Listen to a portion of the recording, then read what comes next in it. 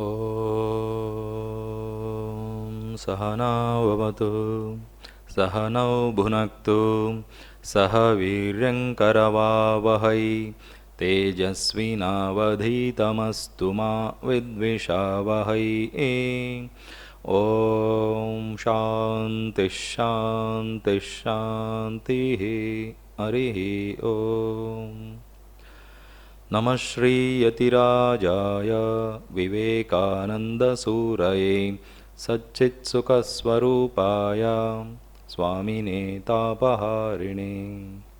We are studying Swamiji's Karma Yoga, chapter Freedom. So, before we start, in the context of Karma Yoga, so in this chapter, this is the theme, that how do we attain freedom in the context of Karma Yoga. So, aligning it with this theme, 3-4 points are there related to this. Now, so how do we attain freedom? It is through anasakti, that is non-attachment. One has to gradually attain non-attachment or anasakti, and thus obtain freedom from the bondage. So, just a quick recap. So far in this chapter, 4 to 5 important points we have seen. First one, that there is no such a thing as free will. It is a contradictory thing.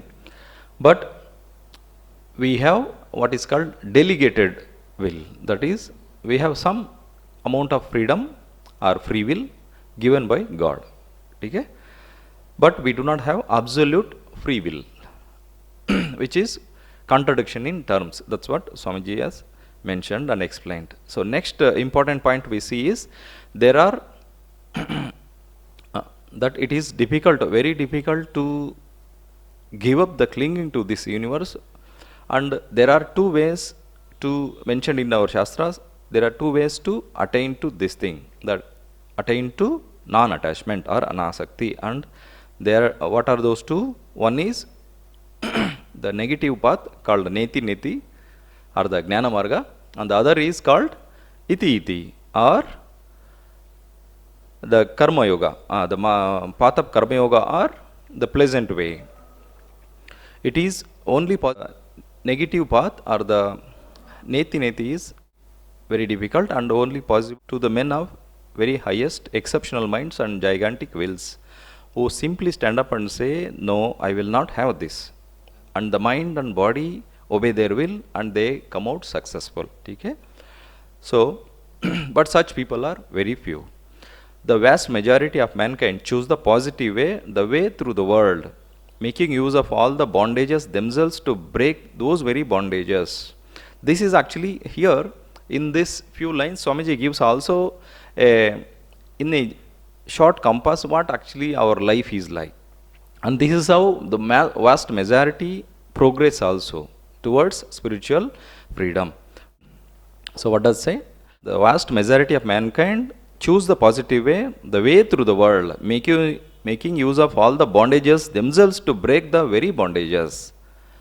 This is also a kind of giving up. Enjoying things, meaning experiencing things, thus obtaining experience and knowing the nature of things until the mind lets them all go at last and becomes unattached. That means, so it obtains anasakti or non-attachment and gains freedom. So this is how usually our life progresses. Vast majority of people progress gradually, experiencing things, understanding the nature of things, and thus progressing to higher ideals of spiritual stage and spiritual ideals. So next point we see is, whether we are conscious or unconscious of it, we are all working to get out of the dream of the world.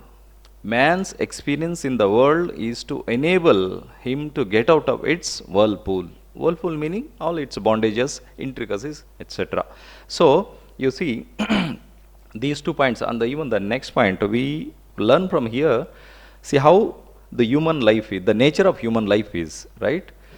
See, all our working in the world, all our works, experiences, is to enable one to get out of its whirlpool, meaning all the bondages, all the desires, works, all these things, right? The next important point we have seen so far in this chapter is, instead of being knocked about in this universe, meaning all the works, all the struggles, aspirations, desires, and bitter and pleasant experiences. So Swamiji used the term, instead of being knocked about in this universe and after long delay and thrashing, getting to know things as they are, we learn from Karma Yoga the secret of work, the method of work, the organizing power of work. A vast mass of energy may be spent in vain if we do not know how to utilize it. Karma Yoga makes a science of work. You learn by it how best to utilize all the workings of the world, of this world. Work is inevitable, it must be so, but we should know, we should work to the highest purpose. Highest purpose meaning how to get freedom or progress. So, the next important point we saw in this chapter is that without non-attachment or anasakti, there cannot be any kind of yoga. Non-attachment or anasakti is the basis of all yogas. All yogas, Bhakti Yoga, Jnana Yoga, or the Raja Yoga or Karma Yoga. Any yoga it is, we take any yoga, this being the common factor, that is, one has to attain anasakti, but the means may be different, what means are used, what sadhanas are employed, but one has to gain anasakti, or let's say vairagya, viraga, or non-attachment, any term could be used. So now, so far these are the important points in this chapter. We continue with the text. First we have to, so non-attachment does not mean anything that we may do in relation to our external body. It is all in the mind. The binding link of I and mine is in the mind. If we have to, if we not have this link with the body and with the things of the senses, we are non-attached. Wherever and whatever we may be, a man may be on a throne and perfectly non-attached. Another man may be in rags and still very much attached. So, non-attachment is the gist is, it is a mental thing, something of the mind. Somebody may be on the throne, meaning he may be a person of high position, maybe a ruler, maybe a big administrator, high administrator, but still he may not have attachment, but still he is working day and night and executing big projects and having a great responsibility, but still there is no attachment in the mind. There is no desires, self-centered desires. That is the meaning. But there may be somebody who doesn't have anything to possess, anything of worth which he possesses. That's what it says. A man may be in the rags, probably some poor person or a beggar, but still the mind may be full of desires for this and that, etc. So, but implication is, non-attachment is a quality of the mind, a state of the mind which has been acquired through years and births of experience and struggle and learning, right? So, that is the point. First, we have to attain this state of non-attachment and then to work incessantly. Karma Yoga gives us the method that will help us in giving up all attachment, though it is indeed very hard. So, though through Karma Yoga we learn the various ways, various methods how we attain to the non-attachment, or how to gradually give up the attachments. Though it is hard, we work and attain it gradually, right? Continuing, here there are two ways of giving up all attachment. The one is for those who do not believe in God or in any outside help. They are left to their own devices. They have simply to work with their own will, with the powers of their own mind and discrimination, saying, I must be non-attached. Two ways of giving up attachment are asakti, raga, all these things. Involvement in the world. How do we entanglement in the world? How do we do? One is, so Swamiji says, those who do not believe in God, or actually what he means to say is, are in they don't depend on God for any help in this regard. That is the meaning. Somebody may believe in God, somebody may not believe in God. So also its implication is somebody may work through these ways of, for example, in the Buddhism, they do not accept there is a Ishvara.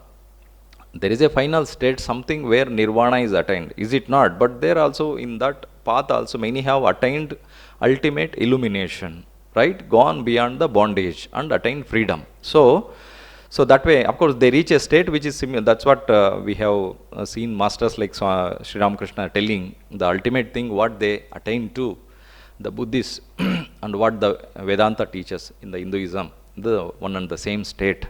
That is what the Veda also proclaims. So, but they do not accept a Ishvara who is guiding this universe, etc., and whom usually in Bhakti, in the Hinduism and even other theistic religions, we depend on him, we pray to, we get help, is it not? So they don't, but actually they take Buddha himself, some almost like a Ishvara or God, and then pray to and then get help. But Buddha is not God as we understand in the Hinduism, but as a spiritual master. Similarly, Jains also in the Jain Dharma, and similarly in the Patanjali Yoga Sutra also, Ishvara is there, God is there, but not in the same spirit as, in the same definition as in the Vedanta or the mainstream Hinduism. Okay? So this is one path, that is they rely on their own effort, their own power, their own capacity to attain to, and then they work through, as the path is shown, to attain to non-attachment or give up all the attachments. The other one is, but this is difficult, right? Okay? Definitely. And the other one is for those who believe in God. There is another way, a much less difficult. They give up the fruits of the work unto the Lord. They work and are never attached to the results. So this is a more or less devotional path, or even if it is a Jnana Marga, but they actually pray to the Lord. They take a help of the Lord, they depend on him, or is basically keeping Lord as the center, giving up the results of the work, karmanyeva adhikarastha, etc., etc. So in the whole of Gita, what we see is, give up the fruits unto me and then work, depend on me and work, etc. Repeatedly Lord teaches these things in the Gita, we see. So that path is this. Okay? So we'll see actually some more slokas Swamiji quotes indirectly here. We'll read them. For those who believe in God, etc. So whatever we see, whatever they feel, they see, hear or do is for him, meaning God. For whatever good work we may do, let us not claim any praise or benefit. It is the Lord's.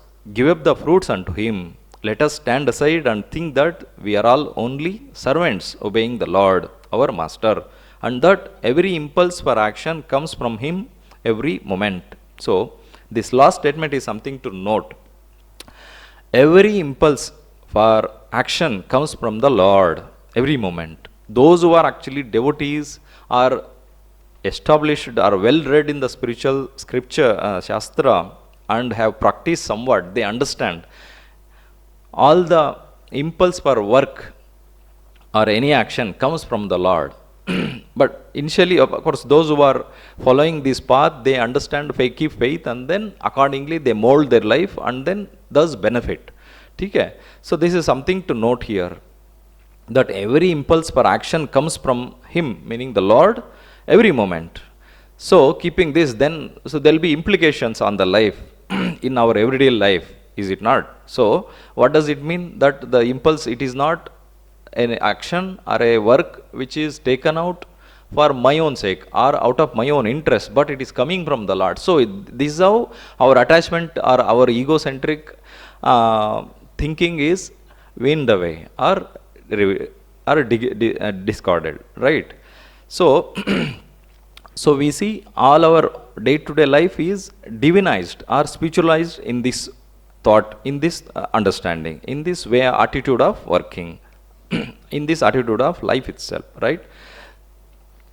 So you see, it is all the give up the fruits unto the Lord in all the actions. So in the Gita we see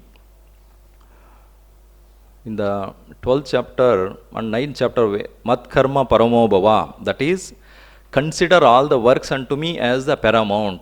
So thinking thus, you take up the work and then go on practicing. Thus doing, so you attain to non-attachment and as well as devotion to the Lord. So that is the implementation. And elsewhere we see, Et karoshi, edashnasi, ejjuhosi, dadasiyat, et tapasyasi kauntaya, tat kurushva madarpanam.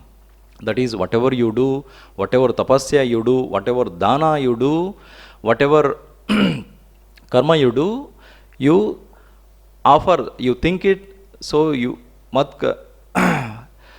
tat kurushva madarpanam, offer them unto me. Of course, mentally, that should be the attitude. Whatever he is doing, it is actually an offering unto the Lord. With this attitude, you go on doing. So, doing how? So, what is the result? It will be, what will be the result?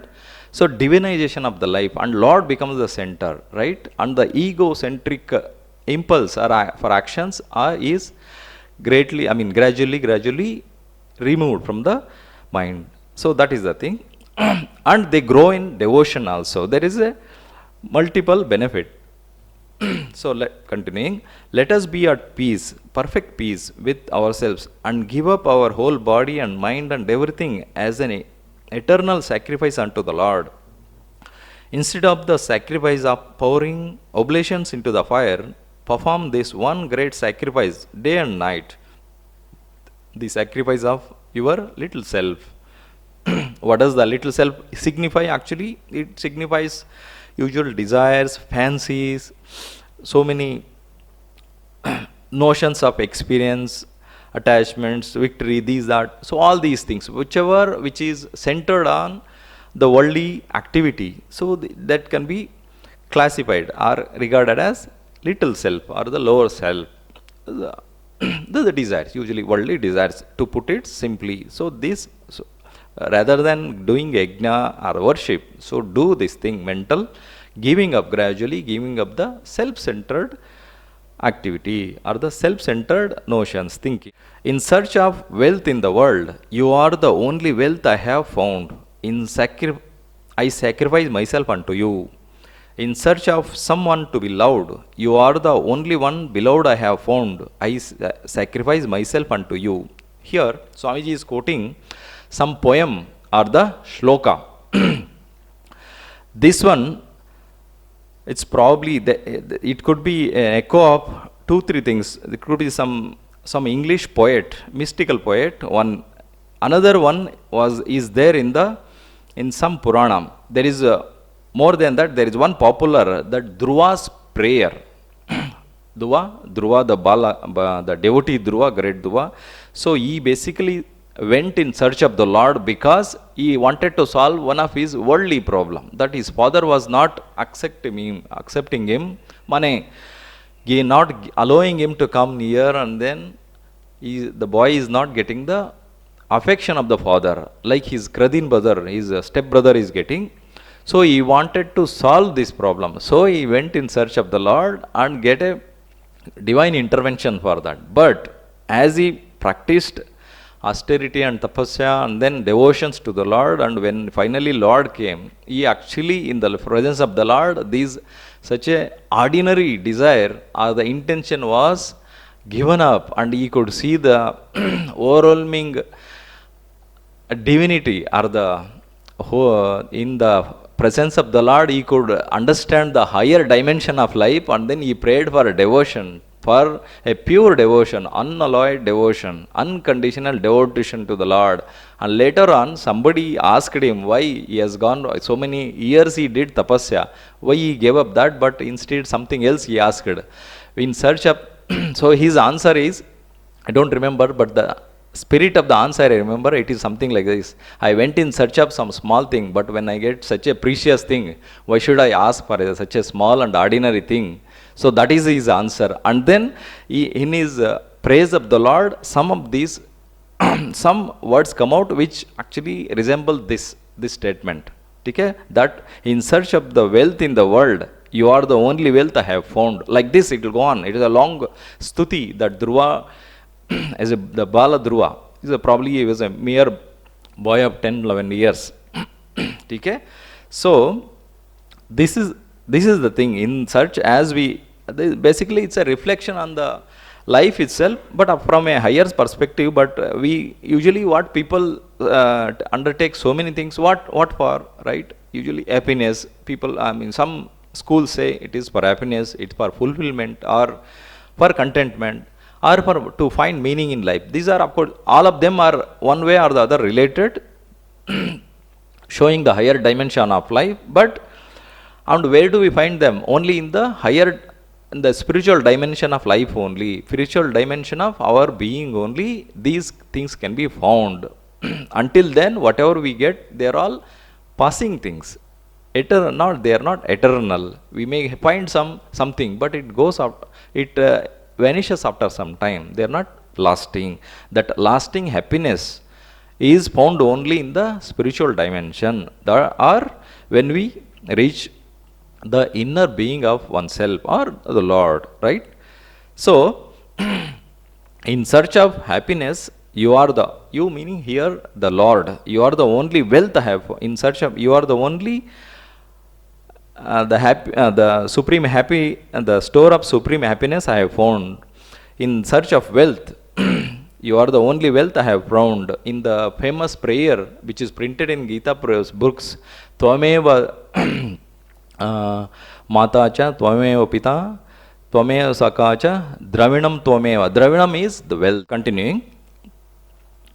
Let us repeat this day and night and say, nothing for me. No matter whether the thing is good, bad, or indifferent, I do not care for it. I sacrifice all unto you.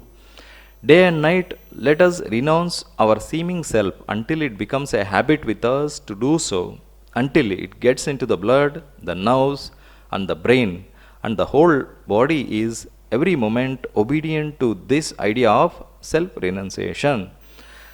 Go then into the midst of the battlefield with the roaring cannon and the din of war, and you will find yourself to be free and at peace. So, day and night repeat this prayer, that is, nothing for me, no matter whether the thing is good, bad, or otherwise. Nothing for me, I do not take care about it, I sacrifice all unto you. Basically, the spirit is offering the fruits, whether it is good, bad, whatever, all is offered to the Lord, right? We offer everything. It doesn't. So then it is not our problem. I mean, we do not have to bother whether it is a good, bad, etc. All unto the Lord. So those who actually start the practicing this, they understand the spirit, what it means, etc. Right? And as this day and night repeat this and say and practice. That is the meaning. So let us renounce our seeming self. Seeming self means the apparent self or the lower self. What Swamiji used earlier, the little self, meaning the world-centered desires, ambitions, aspirations. That's what it refers.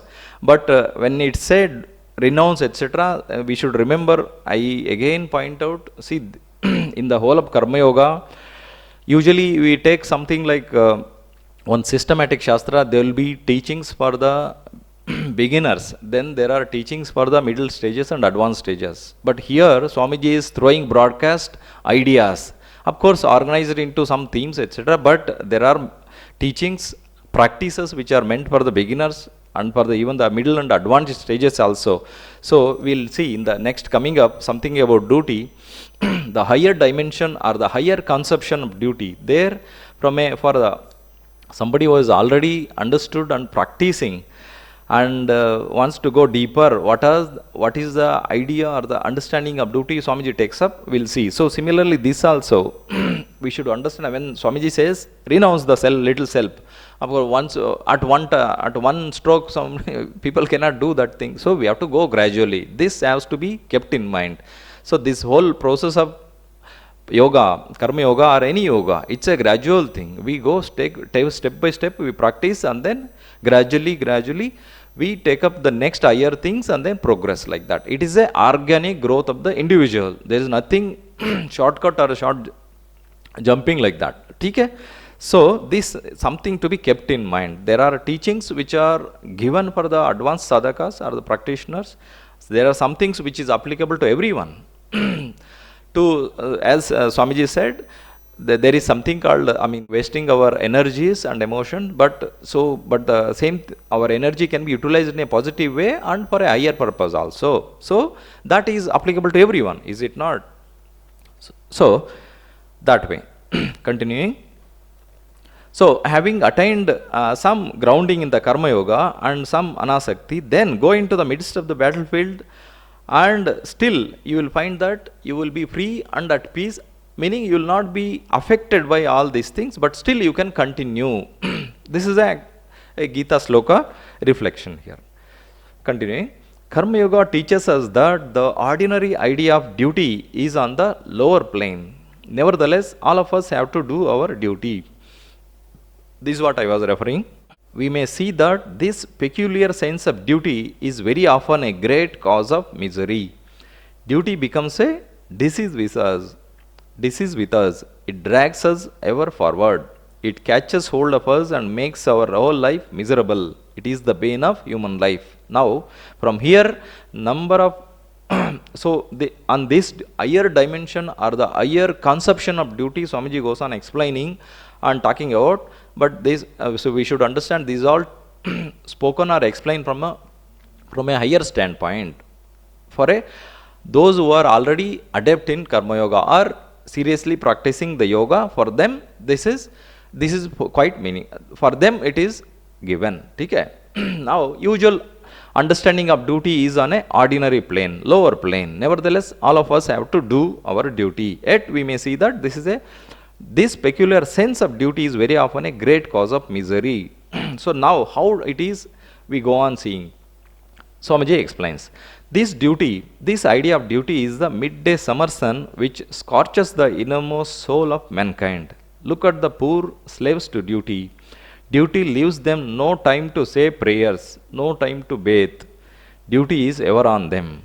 They go out and work. Duty is on them. They come home and think of the work for the next day. Duty is on them. It is living a slave's life, at last dropping down in the street and dying in harness. This is like a horse. This is duty as it is understood, as it is usually understood. Now, you see, in the same when Swamiji goes on, now it shouldn't be misunderstood. I just turn over and see the other side of it. Duty is good to the extent that it checks brutality to the lowest kind of people, ordinary speaking, who cannot have any other ideal. It is of some good, but those who want to be karma yogis must throw this idea of duty and then take up the higher notions. So this is the thing. Okay? I've just quoted, otherwise let it not be misunderstood. In the earlier, there was one chapter dedicated to duty itself, where it was said, go on doing the duties, the works, usual responsibility of the life. It may be at the workplace or or at home, whatever. Take it as duty rather than as a responsibility, as a duty, rather than a self-centered notion. Do it as a duty. It is something, your duty, and then but nothing more, right? You have nothing to gain. You just have to perform this duty with the idea. That is a better idea rather than an ordinary, ignorant idea which they will not have anything. It is my work, my or I. So these ideas will be dominant. Otherwise, ordinary person may not even understand that much also. Go on doing. I want to acquire that, I want to do this, I want to achieve this, that. So I will be dominant, acquiring, doing, winning, victory, and or smashing somebody. Something will be like this. Okay. So you can see just listen to a 5-minute talk and you can understand what I mean by it, right? But so the next idea, somebody who has understood life, has somewhat matured in life, they just carry on calmly whatever the life, the duties or responsibility they have, but they are not so much affected by loss or gain, praise or blame, etc. You see how they're carrying on. They're just carrying on as a duty. They have this responsibility either to the nation, or to the society, or to the family, or at workplace, whichever way, right? And he has some personal these things like sadhana or spiritual this thing. they go on carrying on, right? So this is the middle layer. Now, so when as we grow on gradually, become serious with the yoga practice, then so then we have to take up these and then understand from a higher standpoint what these mean, and then and take up the higher ideals, higher understanding, higher notion, and then progress. See, this is how these to be taken up. Okay. Now, so here we see the lower or the ordinary idea of duty is discarded, or the faults or the limitations are shown, so that we progress and progress to the next higher ideas. This duty is like a midday summer sun which scorches the innermost soul of mankind, etc., etc. See, dropping down in the street and dying in harness like a horse, like the horse go on running and so exhausted it drops down. So that's the idea, reflection. So of course the words will be strong, so don't mind that. The only true duty is to be unattached and to work as free beings, to give up all work unto Lord. You see the contrast, right? That idea or that attitude and the higher attitude to work. The only true duty is to be unattached, without being without having a compulsion for the work we are. What compulsion? From some lower compulsion or the lower attitude. What it is prompted by some lower attitude. Rather than that, that shouldn't be the way. We should be working as free beings to give up all work unto the Lord. Work meaning either it is taken up as an offering to the Lord, or that as we saw, it is we take up as it is the work of the Lord, right? Mat karma paramo bhava. Do the works, but think that it is you are doing it for my sake, right? That is the idea. All our duties are His, meaning God's. Blessed are we that we are ordered out here. We serve our time, whether we do it ill or well, who knows? If we do it well, we do not get the results. If we do it ill, neither do we get the care. Be at rest, be free, and work. You see? So when the fruits are not his, not ours, whether it is good or bad, but the person is working in the right spirit. As it should be, because I am not getting any this thing, let me simply in a slipshod may something I do. No, that is the very low thing. That is not the idea. We continue to work as we do, as in the normally we do, but the results are, we do not care about we do not take the results, or we do not expect the results for ourselves, but give up the results to the Lord. So that is the attitude. Whether there is failure or loss, the result goes to the Lord. But whether it is ill, what he says, whether it is well or ill done, we do not get the care, botheration. Whether it is a failure or a loss, we are not bothered, because it belongs to the Lord. Both belongs to the Lord. So we work as indifferent beings. That is the thing. We serve our time. That is save attitude. Be at rest and be free and continue working. This kind of freedom is a very hard thing to attain. How easy it is to interpret slavery as duty. The morbid attachment of flesh for flesh as duty. Men go out into the world and struggle and fight for money or for any other thing to which they get attached. Ask them why they do it. They say it is a duty.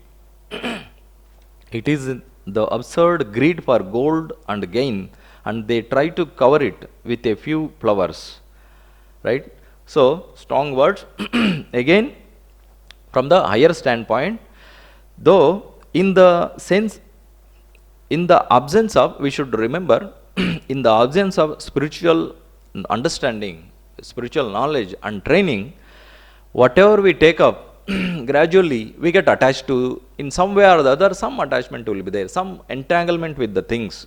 This happens, we just repeat some things a few times, there will be some identification, because that is natural. That's how the mind is constituted. We over repeatedly working, living like that, so that has become almost the nature of the mind. Unless we have this spiritual understanding and training, this is bound to happen. But now, with the spiritual understanding and some practice, so it is easy to understand and then align our life in a better way, align with the truth, align with the higher order. So, what is duty after all?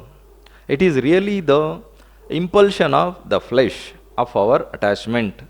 And when an attachment has become established, we call it duty. For instance, in countries where there is no marriage, there is no duty between husband and wife. When marriage comes, husband and wife live together on account of attachment. And that kind of living together becomes settled after generations. And when it becomes so settled, it becomes a duty. Now, again, this needs clarification. So, first of all, in the Hindu, here, Swamiji takes up marriage and then he sees,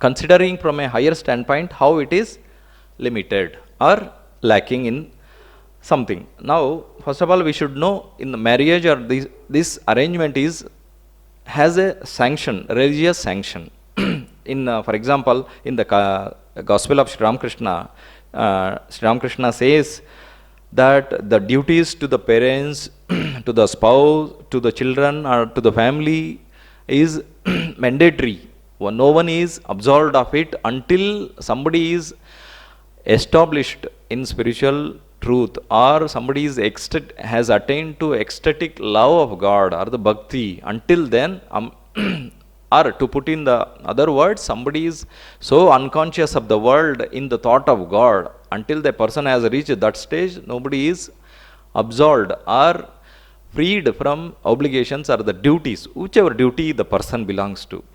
Family duty and other duties, social duties, whatever. So, and similarly, in the Dharma Shastras, marriage has a religious sanction. So, this shouldn't be misunderstood otherwise.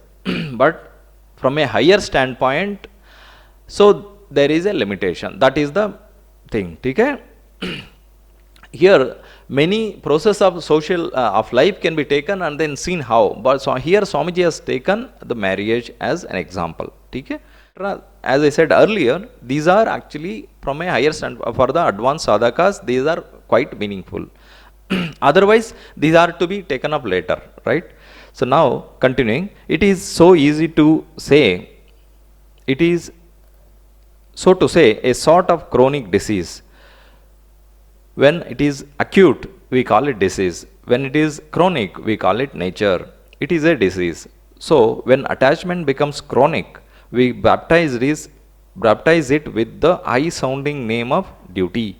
We strew flowers upon it, trumpets sound for it, sacred texts are said over it, and then the whole world fights, and men earnestly rob each other for this duty's sake.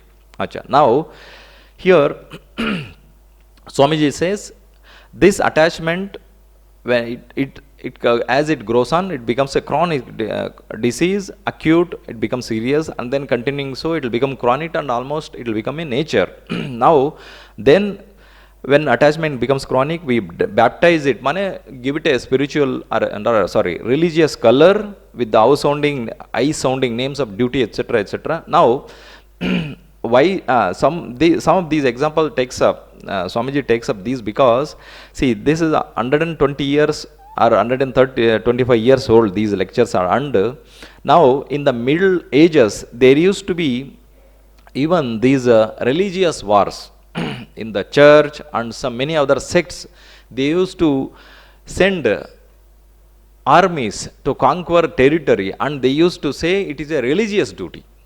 Okay? And so, this is one example. There are many examples like this where it is strictly speaking, from the broadest perspective, it is not moral.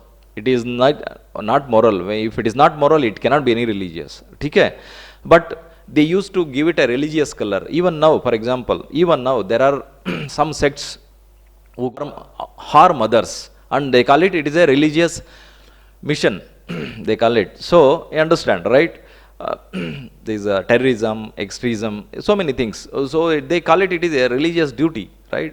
Those who are promoting such things, they call it religious duty. And if it is harming others, it cannot be, unless it is actually punishing somebody who is wicked or somebody who is harming others, Otherwise, it cannot be killing innocent people, harming innocent people for no reason, valid reason. Is cannot be. It is immoral and it cannot be any religion. It cannot be true in any religious sense. Okay? So now, so these are there. These baptize it with also high sounding name of duty, and then said sacred prayers are said over it, and then people go and then rob and kill each other. So this is actually reference to such things. Okay?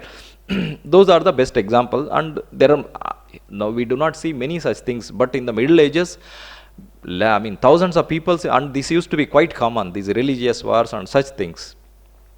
Now, continuing, duty is good to the extent that it checks brutality. Brutality meaning the low animal type of nature, instinct. So, to just bring an order, bring a training to the mind, and where other beings are also regarded, respected, and to inculcate some higher culture of harmony and living, I mean, living together. So these, to get that, to achieve that, in these ideas of duty and justice, etc., are required. So Swamiji says, for duty is good to the extent that it checks brutality to the lowest kinds of men who cannot have any other ideal. It is of some good. This is what I just read out in the beginning of this duty paragraph. Now, continuing, but those who want to be karma yogis, meaning spiritually, seriously practicing people, those who want to be karma yogis must throw this idea of duty overboard. There is no duty for you and me. Whatever you have to give to the world, give by all means, but not as a duty. Do not take any thought of that. Be not compelled. Why should you be compelled?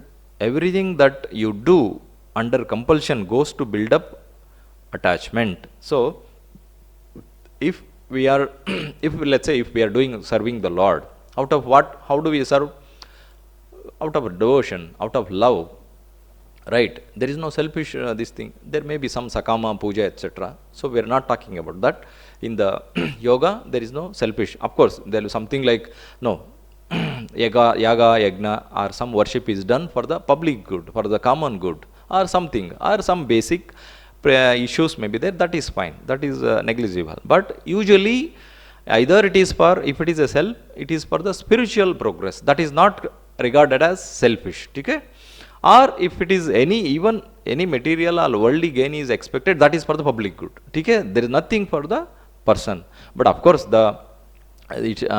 again, to be remembered, the basic necessity of life, they are not condemned. Okay? Somebody, one is entitled to the basic necessity of life. That anyway is understood.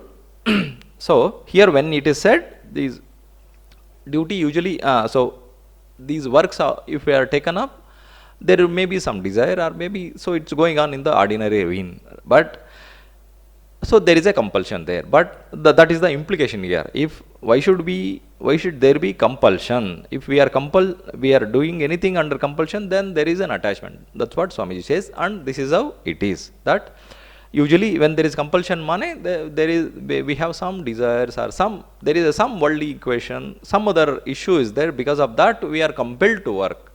Of course, if the compulsion is coming from the guru or from a spiritual angle, that is a different thing. That is not meant here, right? Why should you have any duty? Resign everything unto the God. In this tremendous fiery furnace, where the fire of duty scorches everybody, drink this cup of nectar and be happy.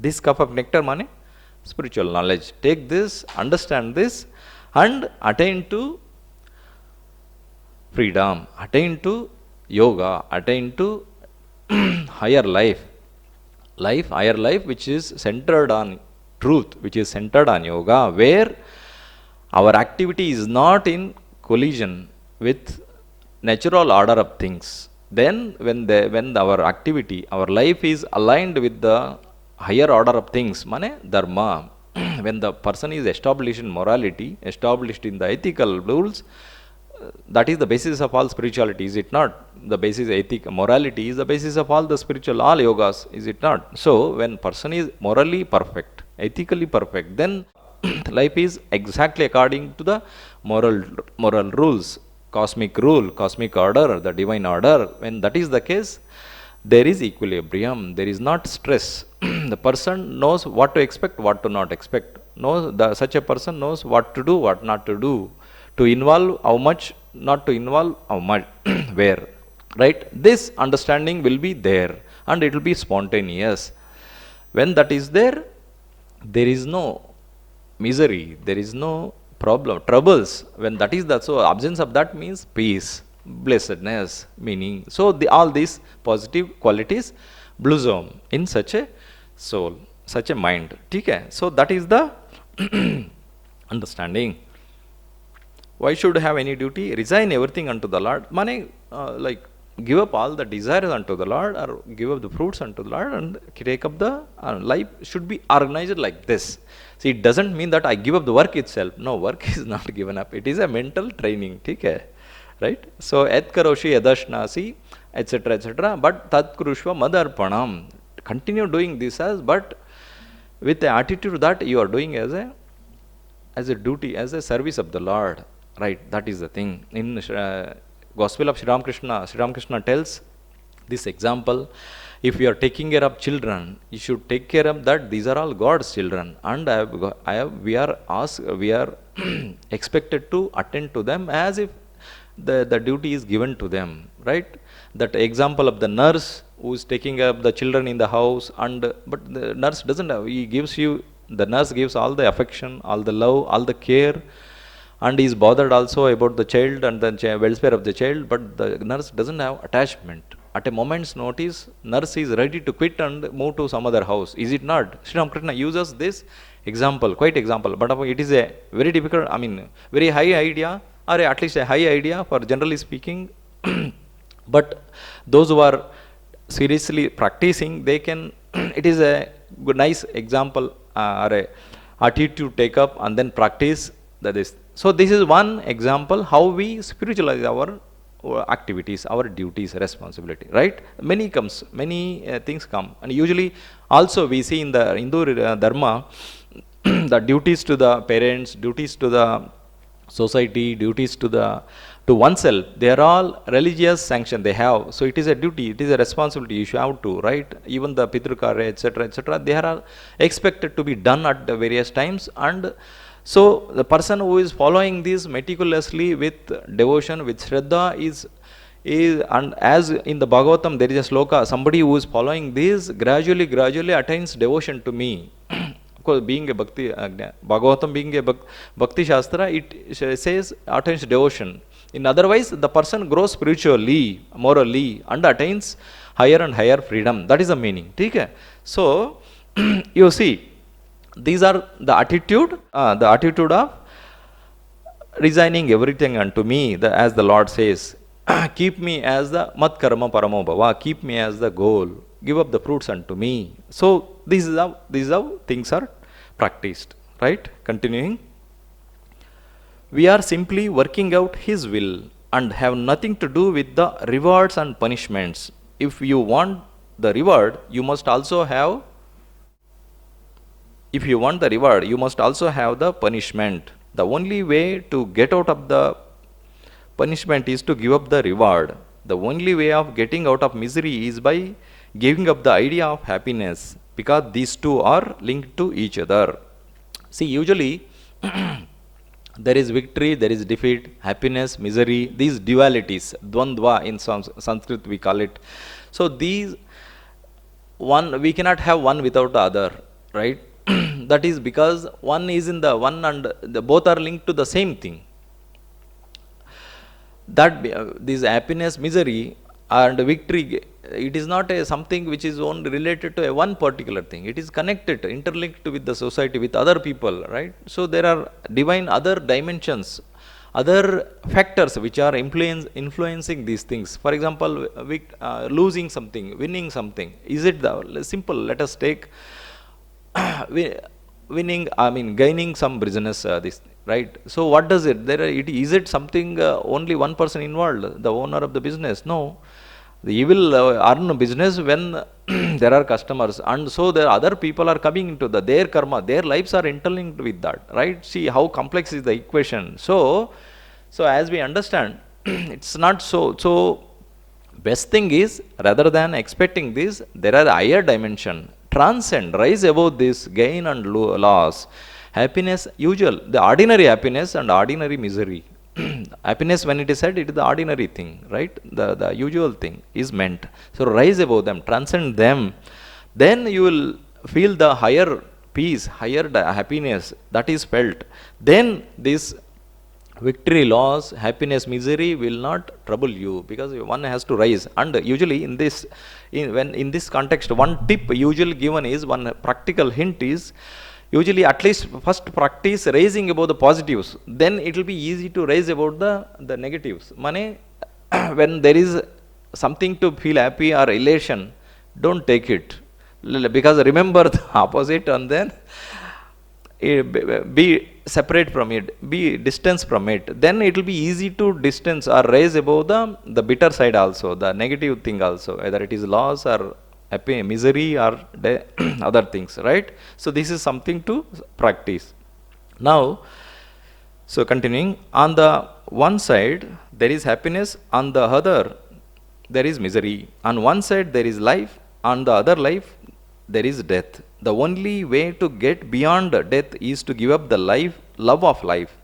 Life and death are the same thing, looked at from different points. So here, happiness and life, misery we understand. So what is life and death?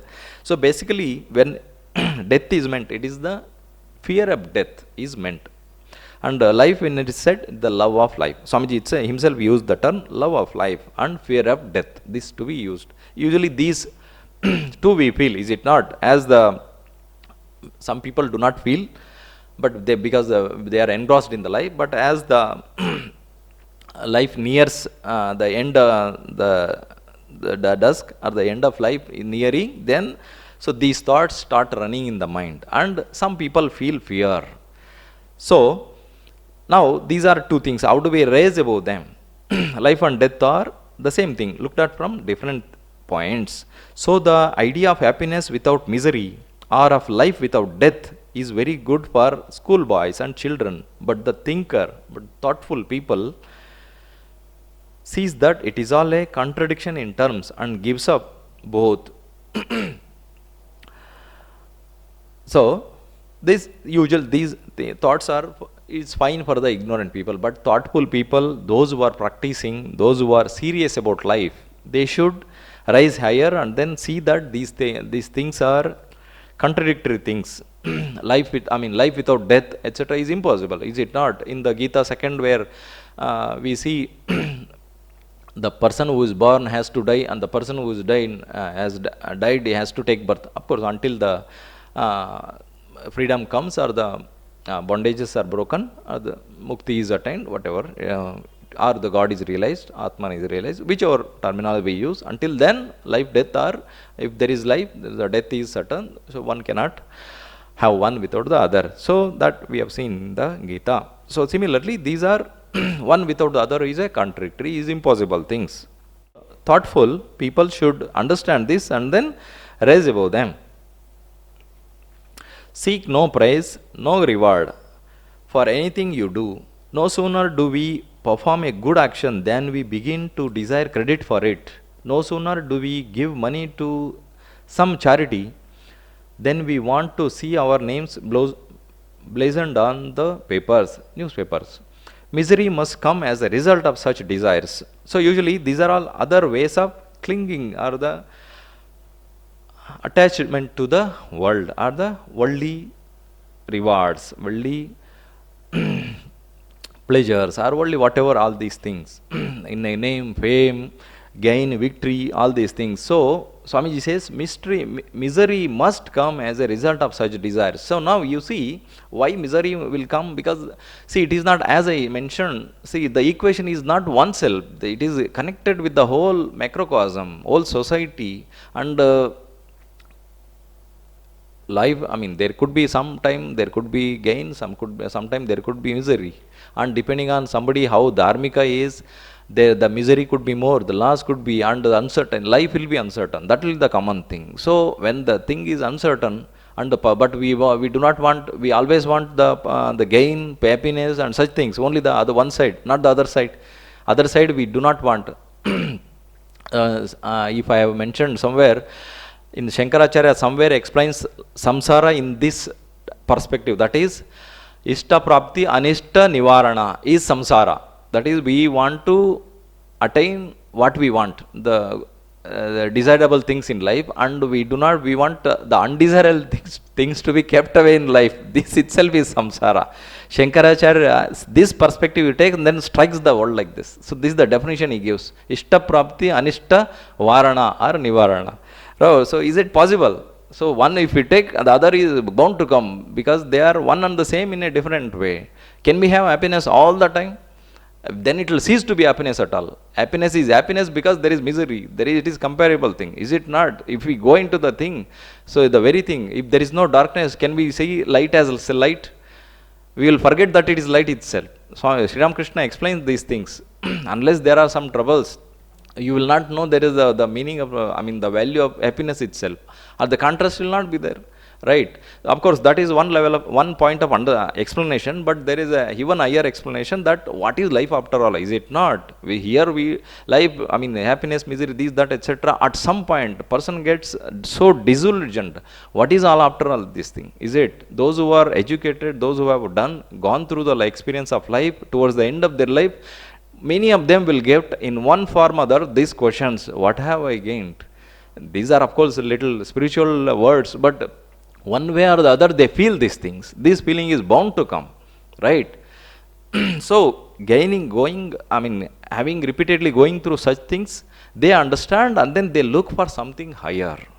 Then this serious spiritual life starts, so to speak. Okay? So we stop here, continue in the next class. So one more chapter is there after this, that is the ideal of Karma Yoga in our Karma Yoga series. Okay. Om Shanti Shanti Shanti Harihi Om Tat Sat.